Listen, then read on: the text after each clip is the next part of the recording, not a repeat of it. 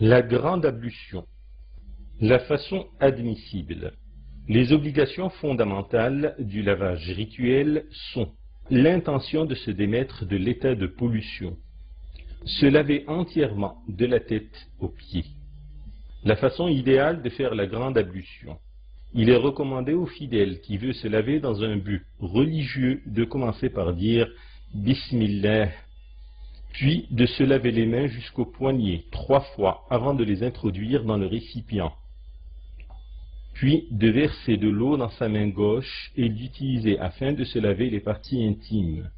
Il serait bon ici d'utiliser du savon pour se nettoyer plus efficacement. Puis se relaver sa main gauche au savon, puis de débuter son lavage par les organes que l'on lave habituellement lors des ablutions.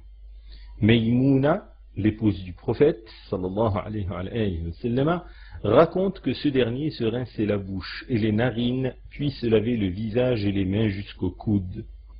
Puis, lorsqu'il arrivait à la tête, il ne l'essuyait pas, mais la lavait à l'eau. Aïcha dit qu'il imprégnait ses doigts dans le récipient d'eau, puis les faisait pénétrer dans sa chevelure jusqu'à ce que l'eau atteigne le cuir chevelu. Puis il versait l'eau sur tout son corps. Il est recommandé, jugent les juristes, de se frotter en même temps les différentes parties du corps, en débutant par le côté droit et en insistant sur les aisselles et le nombril.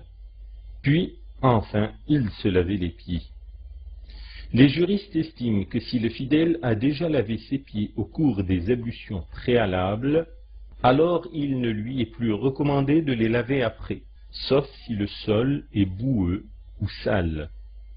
Il serait souhaitable, en fin de lavage, de faire une des prières invocations des ablutions.